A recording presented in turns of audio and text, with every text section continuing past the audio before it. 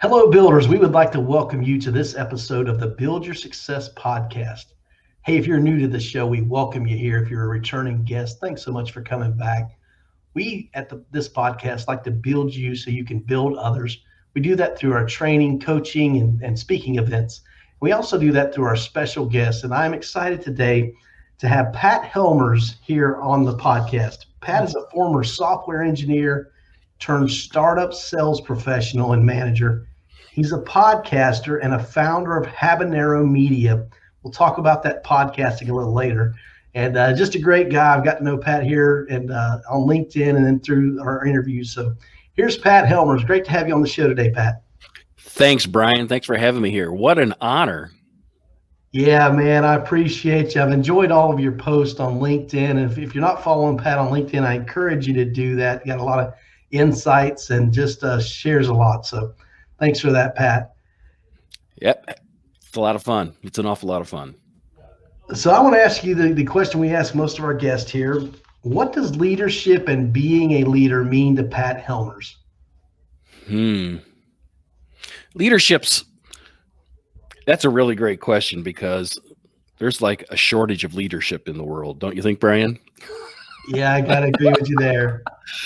But, the thing is, people see problems and because of their background or their skill or their life experiences, they have a sense of like how to fix it. And lots of times leaders don't want to work on it. They would prefer to like step back, but there's something in that problem that they see that just speaks to them and gnaws at them. And what great leaders do is despite the fact they don't want to do it, they step up and they take action. Great leaders who can enroll other people are able to like put out a vision of like, this is what we need to do, get other people excited about that so that everybody else in their skill set then can go into that direction too. So I mean, that's probably the two aspects of leadership that that speak to me. I like that. I love your idea that great leaders, are taking someone somewhere. That's going to be a great role and just a way to see someone is leading others when they're taking them somewhere. They're going and they're growing together. That's what I like to see in leadership. We're here to grow. I mean, this is what we're creative spirits. Human beings are. We look at something and we go, gosh, there's got to be a better way of doing this. And sometimes that could be alleviating suffering or creating an opportunity that didn't exist before. And when people can do this, when people can like move forward and help get other people to move forward, that just is wonderful. Yeah, and I think the key word there was action, because so often people are paralyzed by trying to figure things out and trying to be perfect instead of just taking some actions. Life is an iterative process, man. You got to do some trial and errors. You got to figure things out, and you're not going to figure it out if you don't try something. So I like that action word. In your application here, and for all the listeners, if you know someone that should be a guest on this podcast, all they've got to do is go to buildcs.net, and they can fill out the application that Pat did and become a guest here. So Pat told us in his application, true success is founded in the service of others. This speaks to leadership, this servant leadership. So tell us a little bit about how the success is founded in this servant leadership. I think it's fundamentally a part of being a human being. I think one of the reasons humans have been so successful as a species, as an animal species, is the fact that we collectively get together and partner. We divide up the work, and you get the fire and you go hunting, and I'll get the pots and I'll get the vet, everybody collectively comes together and build stuff. And when we can do that, I think that's when we are happiest. So although it seems like a paradox though, doesn't it, Brian, that somehow that the more I give, the more I get. But that's really true. When you're servicing, when you're really speaking to the service of others, somehow or other, I've found in my experience that it comes back to you some way. Maybe not directly, maybe not immediately, but just in the giving, there's like some joy. And isn't that enough? I think so. I love that feeling. The Bible says it's better to give than to receive, and it's so true. It's just a true principle in life that it feels good. That heartwarming feeling when you've helped others is, like you said, that's worth it enough. But then also to get back because you gave, it's just icing on the cake, if you will. That others are, because of what you've done for someone else is willing to lean in and help you, as you alluded to, this collaboration, man, this working with others. If everyone's going forward, it's just a great place to be, and I'm excited about that you feel that way. I'm encouraged by it. Yep, I'm totally sold on this, and I've been around the block a few times, and this is what I found to be true in my life. Very, very true. Well, that's a great segue into this thought you had here. A transactional view of life is a view of dead ends. So I'd love to hear you expound upon that. I think that's a true statement, but I want to hear a little more about it. Let's unpack that. I'm surprised I wrote that. I don't remember ever thinking that, but it's really true, exactly in those words. Because I have a podcast on selling called Sales Babble, and we talk a lot about what makes for great persuasion, and what does it take to have a dialogue with a client, with a prospect, and to see if you can help them or not. And a lot of people in the sales world just have a very transactional view, like you're going to McDonald's and you're ordering a meal. There's no expectation from the server that they're ever going to see you again, that there's no expectation on your part that you're a loyal, you're going to be back there every day or something like that. It's just a deal. Sellers who have that view that everything's just about a deal, like the art of the deal, right? That just doesn't go anywhere in the long run, because the world is really built on relationships, and it has been for thousands of years. People don't want to get conned. People don't want to be tricked. People need to trust that you're looking out for them. What we call that is relationship building.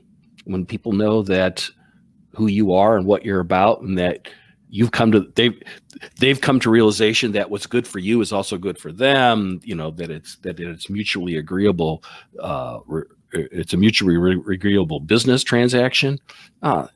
Then you can really have success. But if you're just looking for the fast deal, that just doesn't work. It doesn't work. And that's how people see sales. And when people, try to live sales that way, they're never successful. Yeah, if you're only taking orders, you're not changing lives, and I think that's what we need to. Mm-hmm. Whatever product or service we're providing needs to be life changing. It needs to be something you're willing. We earn our income through our time, so our time is valuable. Our time is worth money, and to make that exchange, to give someone else your time, your money, it's got to be valuable to you. It's got to be something that is a value proposition that you agree with and believe in. Hey, I put up the salesbabble.com. Tell us why you started that podcast, and what I want to encourage listeners to go over there and hear you there. Well, the podcast is the subtitle, Selling Secrets for Non-Sellers, people like myself. I didn't start out for business. I wasn't one of those guys that had the lemonade stand when I was 7 years old. When I was a little boy, I wanted to be an engineer, and I became an engineer, a software engineer, and I did that for quite a few years. But eventually I came to the realization that building stuff isn't enough. Solving problems is what matters. And way too often engineers kind of get caught up in the building and not in the solving of problems. So I eventually fell in sales, taught myself sales, was the VP of sales of a startup, and then started teaching people sales in that. And the podcast just became yet another venue of that. I thought it's great being able to teach my people and coach my people and have them successful. Wouldn't it be great if I could do it at a greater level? It kind of goes back to this leadership conversation, doesn't it, Brian? It absolutely does, man. And here in your application, you said if you ask and listen deeply, people will share their souls. They will. And from that, you can discern if you can help and how. I like the fact that you put in here, discern if you can help, because we can't help everyone. That's what I'm learning is I'm not everybody's coach. I'm not everybody's trainer. There's other people that have specialties that I don't have. But if you'll listen, and it's great because I'm hosting a workshop here in Lakeland, Florida on June the 18th called Hear and Be Heard. It's a 3/4 day workshop, and we're going to do this listening techniques and communication discussion and work around some role play on listening and hearing others. So I want to hear this listening deeply, what you mean by that, and how you use that to discern that if you can help others. I bet you and I are talking about the same thing here. I mean, I have these set of questions that I like to ask people. They're called the SORT questions. So like the first question is the S question. It's called the story question. It's like if you're talking to a prospect, you might ask them, well, how did you guys start this business? And where's your business at right now? And where do you aspire to have it in like 5 years? And what's your happily ever after? And then people are happy to tell their stories about their business. And then you might ask the O question, the obstacle questions. You would say, well, you have these aspirations. What are the obstacles that are stopping you from making this happen?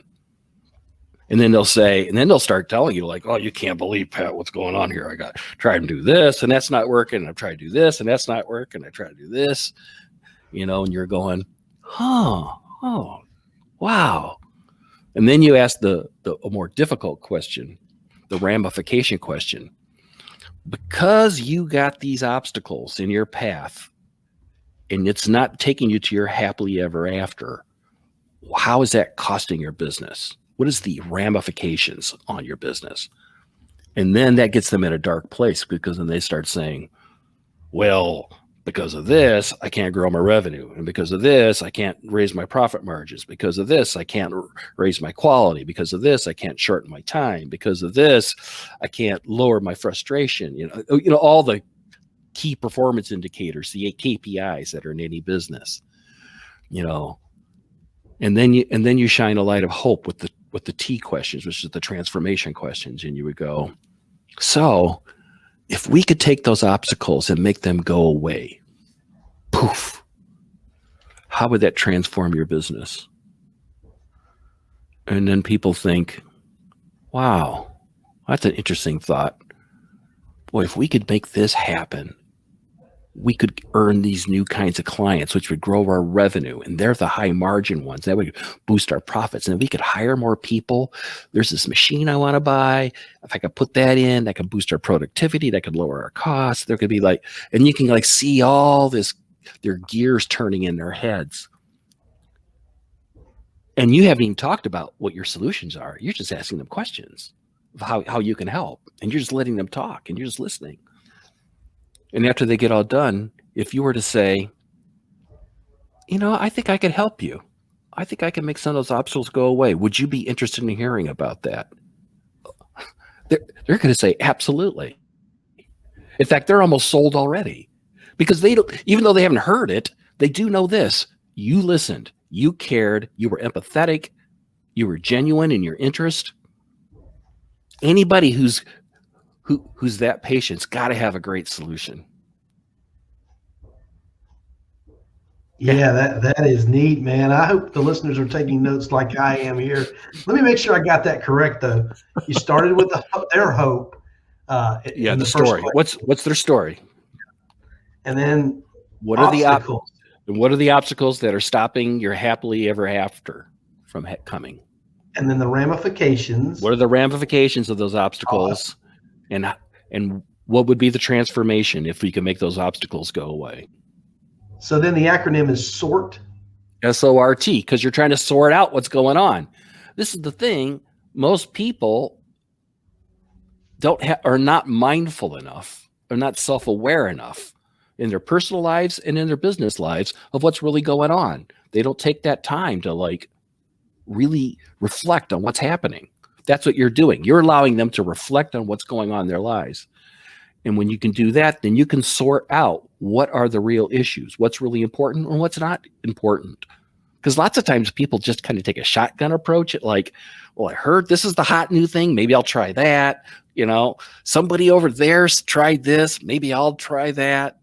I saw a talk the other day and a guy said, she said that we should be doing this. I thought we would try that. And it's about being mindful. It's about being present to the moment. And it's about authentically listening. That is wonderful. I just appreciate that. And the other thing it's simple. And so I've kind of modified the KISS method. I don't want to call anybody stupid. So I say keep it simply simple. And so this works for that. I can understand, and just as an old construction guy, I get it that these are great questions. It's easy to remember, and you are genuine in your questioning and asking. And it's whether you can help them or not. Too often people think they got the solution for everyone. They're the hammer and everyone's the nail, is the old saying. But this is a way to say, what are your problems? And then if I can't help you, maybe I can find someone else help you overcome these obstacles. Mm-hmm. That's exactly right. I may not be the right fit. I may not have in my bag what you need, but I know somebody who could. Let me introduce you. Yeah, that is wonderful. So here's the last thing that I highlighted is buyers are searching for leaders. Yeah. I think that's profound. And I think this question you're doing shows that meeting. So let's talk a little bit about that, how buyers are searching for leaders. Even though buyers may seem like they want to keep you at arm's length, they don't respond to your emails and they don't answer your phone calls. And when you talk to them, they're looking around, they're not looking in the eye. But secretly, everybody's hoping that you are the solution to their problems. But they don't trust you. They don't know if they can really trust you. But ideally, they really hope that somebody would show up, a knight in shining armor and say, this is what you need to solve all your problems. So if you're patient enough, using kind of the process that we talked about, asking short questions and things like that, and generally seeing if you could help them, people are looking for leadership. People are looking for solutions. And if you're patient enough, they will listen. And if they feel like you got something, something more than they know, and they really believe it deep in their hearts, they will follow you. They will follow you. In the case of selling, that means they'll buy your thing, your product or your service. But this is true about all kinds of things, though. I mean, think about nonprofits that you might work for, or problems that friends have, relationships that you have. This works for all that too, right? Yeah, that leads into that what I've heard recently. I love that work-life harmony instead of balance, because this stuff just goes together. You can't separate, as I was taught to do it early in my career. Mm-hmm. You got to keep work and life separate. That was the saying back then. And don't take work home with you, and don't bring your family to work. And however, there's a harmony, and things happen in life and things happen in work that are intertwined, and we got to have this harmony. And like as you alluded to, the things we learn in leadership and in sales training and this can help us with our relationships with the others, because in either direction, if you're dealing in business or you're dealing at home or dealing with family, it's human beings that you're trying to create relationships with. So if you sat down and asked someone these questions and honestly listened in and heard them, then that's just going to produce a relationship and a bond between the two of you that's going to be something that's unbreakable. I know. I've always tied the two I've always lived a life where family and work were all the same thing. I always have. It makes sense to me. Well, if you think about it, if you're working in most of our motivation to work is to provide for our family. That's to help and grow and have and create wealth for. You want to leave something for your children, leave something for your family. So the motivation is family. So it's going to be intertwined. There's going to be, now granted, you don't need to take all your major issues and problems home and the stress home. I mean, that's definitely a wise counsel not to do that. But your family would be interested in what you do at work and how you do it. And I've been trying to learn, hey, if I'm going to be a leader, the first place I need to be a leader is with my children, my family. Many years ago, I've been fired twice. not necessarily for my fault, but just kind of like the dumb luck of luck. And the fact that we talked about that in the family, what's going on, what's happening, how we need to reset our course and navigate a different path was highly useful for my kids, that they were a part of that and they experienced that. And they saw that we were able to not only mitigate the risk of that and deal with it, but actually come out better in the end. That was just a terrific example for them. And it's an example that keeps on giving. So every so often they'll ask about that, and you'll tell them a little bit more and they go, really? I didn't know that. Really? I didn't know that. I knew things were happening, but I didn't realize it was that dire. I didn't realize that it changed that much. So it's a gift that I'm still giving them now. So they're going to go, oh, that happens to me. And it has happened to my kids some, that they're able to recover from that. Yeah. Yeah, and be prepared. You were authentic with them. You explained what was going on. There was no stress because they understood and knew it wasn't, oh, they found out about this terrible thing that's going to happen. No, you were upfront with them, let them know what was going on. And then that upfront truth and back to listening and hearing, you want to hear and be heard through conversation and dialogue. And so do your children. So do those that you work around and you have a lot of time with. So that's great. Well, Pat, we've reached the point in this show where we got to start wrapping things up. I want you to tell the listeners where they can find you. We've already talked about the podcast, so you can find that over at salesbabble.com, and I'm sure you're on most of the listening platforms for that. Also, you've got habaneromedia.net. So tell us a little bit about Habanero Media. Well, first off, the H is silent. It's habanero. All right. Like the band, like the Norse band, and Nero, like the emperor. Yeah, Habanero Media is a podcast agency. We help B2B companies start interview-based podcasts like this to boost their brand, their authority, their influence, and actually grow their revenue, because podcasting is a great way of growing revenue. It's a very hot thing right now. It is the new blogging. And unlike YouTubes and blogs and TikTok and LinkedIn posts and all that stuff, podcasts are something you can do. You can do two things at once. You can listen to a podcast, and at the same time, you can do work. You can drive a car, you can go for a walk, you can go for a run, you can do housekeeping, cook, stuff like that, right? For businesses, it's a great way to build a network like you never could otherwise. Just like what we're doing right here. We would have known each other otherwise, right? This is an opportunity for you to meet. Picture what it would mean if there's somebody in the industry that's been really difficult for you to meet. If you invite them to be a guest on a podcast, they will agree. They will be honored, because it is an honor. And think of the network that you could build and the possibility that you could grow your business way up and beyond anything that you've ever imagined for it. That's what we do at Habanero Media. We help people get that kicked off, get those started, and we take all the techiness of that and we deal with it all. All you got to do is show up in front of the microphone. Well, that sounds like a wonderful way to help your clients and solve those problems and help overcome them obstacles for those that want to start a podcast and don't want to do the time-consuming editing and those things. I think that's a great thing to solve a problem. I think that's how we succeed in life, is solving problems for others. It is. It's a paradox, is it? Really by solving problems in other people's lives, your problems get solved. And I tell you that you mentioned about having a podcast and getting to know people and connections. I have been astounded at the awesome people that I've been able to interview and those that I've learned from. And let me tell you, when I started this podcast a little over a year and a half ago, I struggled with listening and still do. It's still something that I'm working on. That's why I've created a workshop. They say teaching's the best teacher.